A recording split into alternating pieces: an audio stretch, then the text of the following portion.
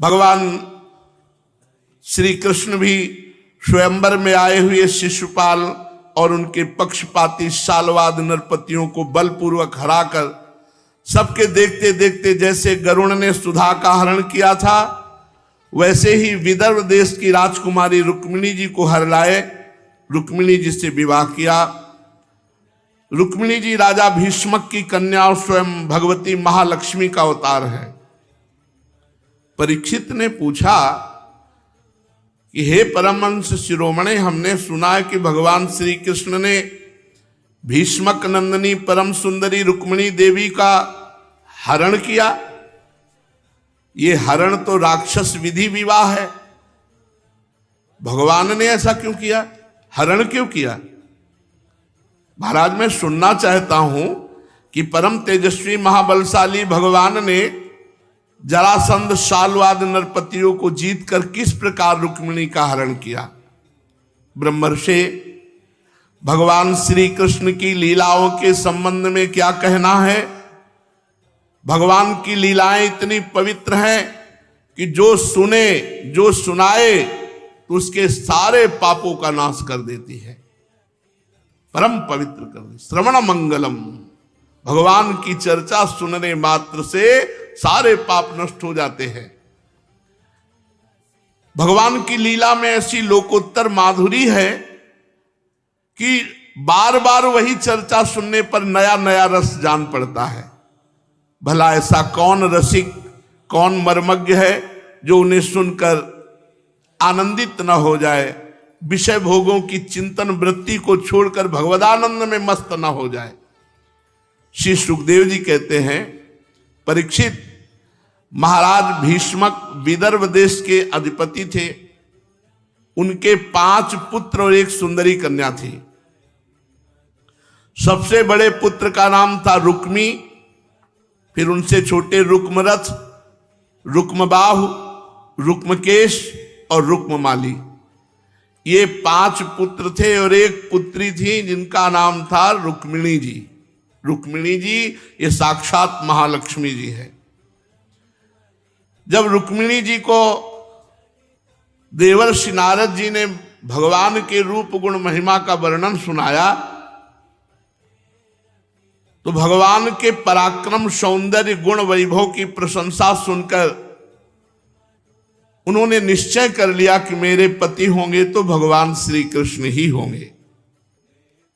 और प्रायः संत महात्मा जन आते ही रहते थे तो भगवान की लीला गुण माधुरी का वर्णन करते। प्रशंसा सुन सुन करके रुक्मिणी जी ने निश्चय कर लिया कि मेरे जीवन धन भगवान श्री कृष्ण। ऐसे ही भक्त होता है। श्रवण सुजस सुनि आयऊ प्रभु भंजन भवभीर। शरणागति भी तभी होती जब खूब भगवत लीला कथा सुनी जाए तो भगवान में आसक्ति हो जाती है। और इधर भगवान के पास भी नारद जी ने रुक्मिणी जी के रूप गुण महिमा का वर्णन किया था। रुक्मिणी जी की बुद्धिमत्ता, उदारता, सौंदर्य, शील, स्वभाव, गुण ये सब अद्वितीय हैं। तो भगवान ने भी निश्चय कर लिया था कि रुक्मिणी जी मेरे अनुरूप अर्धांगिनी है। इसमें समझिए, भगवान की लीला कथा सुना करके हमको आकर्षित करते हैं संत जन, और भगवान से प्रार्थना करके उसका परिचय बता के भगवान को आकर्षित करते। इसलिए बलिहारी गुरु आपने गोविंद दियो बताए। बलिहारी है गुरुदेव की, जो भगवान को हमारी तरफ आकर्षित किया और हमको भगवान की तरफ आकर्षित किया। रुक्मिणी जी ने निश्चय कर लिया मेरा विवाह होगा तो भगवान श्री कृष्ण से। लेकिन रुक्मिणी जी के भाई बंधु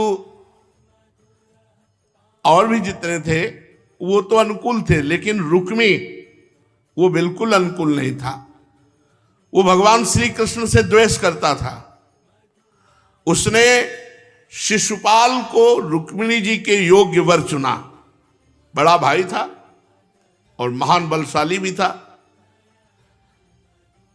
ब्याह तय कर दिया। कोई बोल नहीं सकता रुक्मी के आगे। परम सुंदरी रुक्मिणी जी को मालूम हुआ कि मेरा बड़ा भाई रुक्मी शिशुपाल के साथ मेरा विवाह करना चाहता है। शिशुपाल भी भगवान से द्वेष करता था और रुक्मी भी भगवान से द्वेष करता था। रुक्मिणी जी उदास हो गई।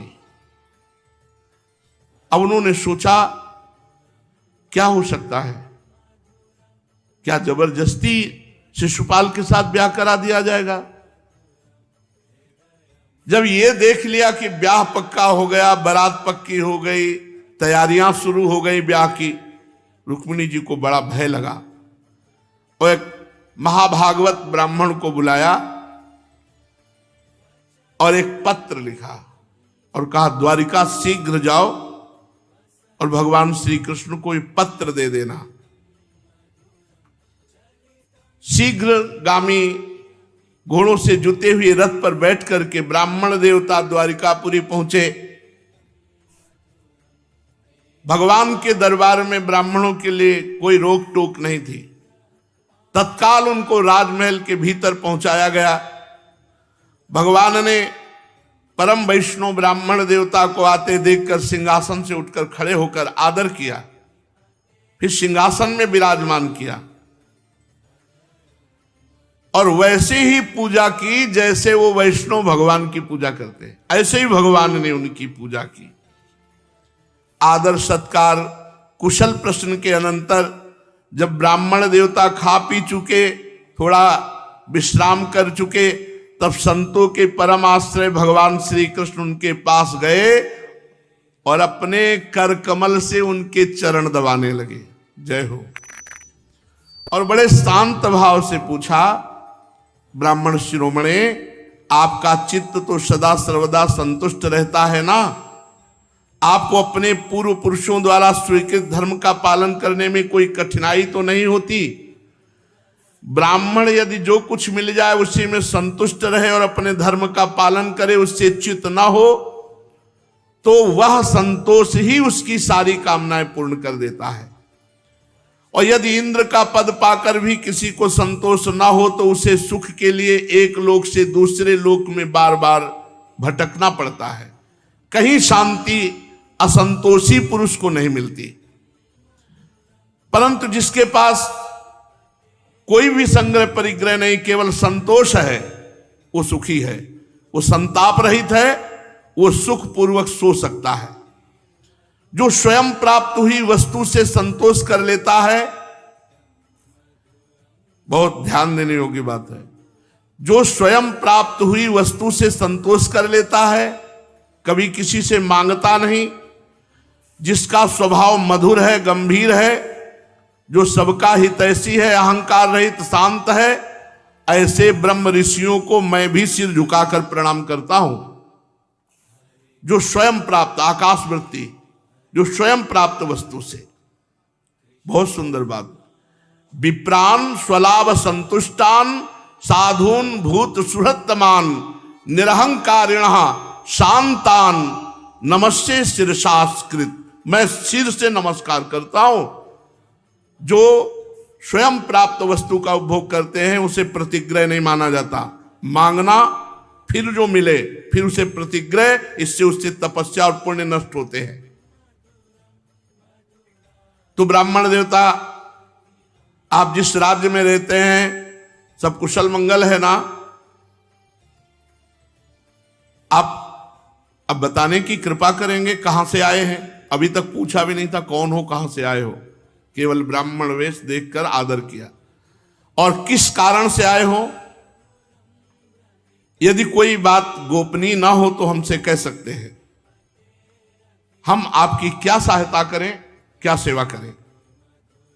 लीला मनुष्य रूप धारण किए हुए त्रिकालज्ञ सच्चिदानंद भगवान श्री कृष्ण ने जब इस प्रकार ब्राह्मण देवता से पूछा तो उन्होंने बात बताई कि मैं विदर्भ देश से आ रहा हूं और रुक्मिणी जी ने आपके लिए पत्र भेजा है। भगवान ने पत्र, बड़ा सुंदर पत्र लिखा है श्री रुक्मिणी जी ने।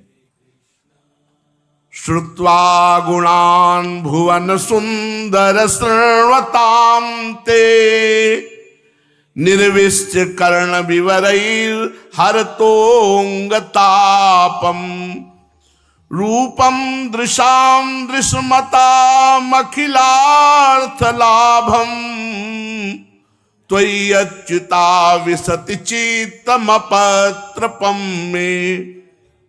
त्रिभुवन सुंदर, ये पत्र है रुक्मिणी जी का।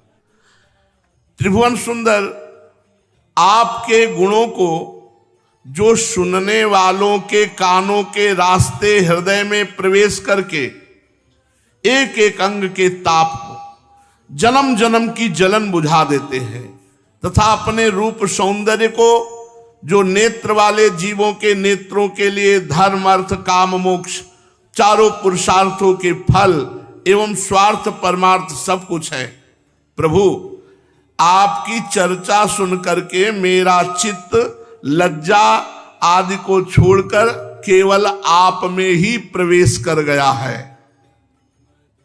प्रेम स्वरूप श्याम सुंदर, का त्वा मुकुंद महती कुलशील रूप विद्या वयो द्रविण धाम अभिरात्म तुल्यम धीरा पतिम कुलवती नवृणीत कन्या काले नृसिंह नरलोक मनोभिरामम तन्मे भवान खलु वृतः पतिरंग जाया मात्मार्पितश्च भवतोत्र विभो विधेहि मा वीर भागमभि मर्षतु चैद्यारात्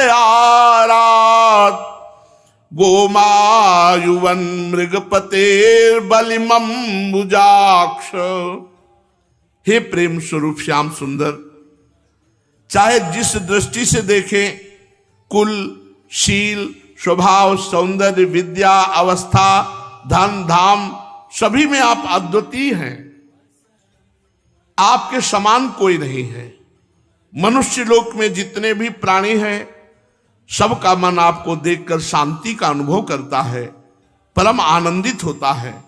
अब पुरुष भूषण आप ही बताइए, ऐसी कौन सी कुलवती महागुणवती धैर्यवती कन्या होगी जो विवाह के योग्य समय आने पर आपको पति के रूप में वरण ना करेगी। इसलिए प्रीतम, मैंने आपको पति रूप में वरण किया है। मैं आपको आत्मसमर्पण कर चुकी हूं। आप अंतर्यामी हैं, मेरे हृदय की बात आपसे छिपी नहीं है। आप यहां पधारिए और मुझे पत्नी रूप में स्वीकार कीजिए। हे कमल नयन, हे प्राणवल्लभ, मैं आपको समर्पित हो चुकी हूं। अब जैसे सिंह का भाग सियार छू जाए, वैसे कहीं शिशुपाल आदि निकट से आकर मेरा स्पर्श न कर दे, ये बात आप ध्यान रखिए। यदि मैंने जन्म जन्म में पूर्ति यज्ञ दान नियम व्रत देवता ब्राह्मण गुरु आदि की भगवान की आराधना की है, तो मुझ पर प्रसन्न हो और भगवान श्री कृष्ण आकर मेरा पाणी ग्रहण करे, शिशुपाल आदि दूसरा कोई भी पुरुष मेरा स्पर्श न कर सके। प्रभो, आप अजित है। जिस दिन मेरा विवाह होने वाला हो उसके एक दिन पहले आप हमारी राजधानी में गुप्त रूप से आ जाइए और फिर बड़े बड़े सेनापतियों के साथ शिशुपाल जरासंध की सेनाओं को मत डालिए, तहस नहस कर दीजिए। और मेरी इच्छा है आप बलपूर्वक राक्षस विधि से वीरता का मूल्य देकर मेरा पाणी ग्रहण कीजिए। राक्षस विधि अपहरण, मेरा अपहरण कीजिए। यदि आप सोचते हो कि तुम तो अंतःपुर के भीतर जनाने महलों में पहरे के अंदर रहती हो, तुम्हारे भाई बंधुओं को मारे बिना मैं तुम्हें कैसे अपहरण कर सकता हूं, तो उसका उपाय मैं बताती हूं। पत्र में लिखा है रुक्मिणी जी, पूरा है। हमारे कुल का ऐसा एक नियम है कि विवाह के पहले दिन कुल देवी के दर्शन करने के लिए एक बहुत बड़ी यात्रा होती है। उसमें विवाही जाने वाली कन्या दुल्हन को नगर के बाहर गिरजा देवी के मंदिर में जाना पड़ता है। कमल नयन, उमापति भगवान शंकर के समान बड़े बड़े महापुरुष भी आत्मशुद्धि के लिए आपके चरण कमलों की धूलि से स्नान करना चाहते हैं। यदि मैं आपका वो प्रसाद, आपकी वो चरण धूलि नहीं प्राप्त कर सकी तो व्रतों के द्वारा शरीर को सुखा करके प्राण छोड़ दूंगी, पर और किसी का वरण नहीं करूंगी। चाहे उसके लिए मुझे सैकड़ों जन्म लेना पड़े, हर जन्म में आराधना करूंगी और आपको प्राप्त करूंगी। पत्र ब्राह्मण देवता ने कहा, यही मैं रुक्मिणी जी का अत्यंत गोपनीय संदेश लेकर आया हूं। अब आप विचार कर लीजिए और तुरंत कार्य कीजिए, क्योंकि समय नहीं है। भगवान श्री कृष्ण ने विदर्भ राजकुमारी रुक्मिणी जी का संदेश सुना और अपना करकमल बढ़ाकर ब्राह्मण देवता का हाथ अपने हाथ में लिया, हंसते हुए बोले, ब्राह्मण देवता, जैसे विदर्भ राजकुमारी चाहती है वैसा ही करूंगा, क्योंकि मैं भी उन्हें वैसा ही चाहता हूं। ये यथा माम प्रपद्यन्ते तास्तथैव भजाम्यहम्। भक्त जैसे भगवान को भजता है, भगवान वैसे ही उसको प्यार करते हैं। अगर वो कहते हैं कि मेरा चित्त आप में लगा रहता है, तो मैं भी कह रहा हूं कि मेरा चित्त उन्हीं में लगा रहता है। भगवान कह रहे हाथ पकड़ करके, तथा हमपि तच्चित्तो निद्राम च न लभे निशि। रुक्मिणी जी के चिंतन में मुझे रात में नींद नहीं आती है। ब्राह्मण देवता, मैं जानता हूं कि रुक्मिणी ने द्वेषवश मेरा विवाह न करवा करके शिशुपाल का विवाह, परंतु देखिएगा ब्राह्मण देवता, जैसे लकड़ियों को मथकर एक दूसरे से रगड़कर उसमें से आग पैदा कर ली जाती है, ऐसे में इन क्षत्रिय कुल कलंकों का तहस नहस करके अपने से प्रेम करने वाली परम सुंदरी राजकुमारी रुक्मिणी जी का हरण करके लाऊंगा। परीक्षित, मधुसूदन भगवान श्री कृष्ण ने जान करके कि रुक्मिणी जी के विवाह की लग्न परसों है, दारुक को बुलाया और कहा, विलंब मत करो, शीघ्र सुजोतो और चला जाए, क्योंकि रुक्मिणी जी का एक दिन पहले आना है और परसों विवाह है। दारुक भगवान के रथ में सैव्य, सुग्रीव, मेघ पुष्प और बलाहक नाम के दिव्य 4 घोड़े जोतकर हाथ जोड़कर सामने खड़ा होकर के कहा, हे श्री कृष्ण, आओ रथ पर। तो भगवान ने पहले ब्राह्मण देवता को रथ पे चढ़ाया, फिर भगवान चढ़े और रातों रात भगवान यात्रा विदर्भ नगर की कर रहे। अब वहां पहुंचेंगे, आगे क्या लीला होगी शेष आगे। श्री राधा वल्लभ लाल की।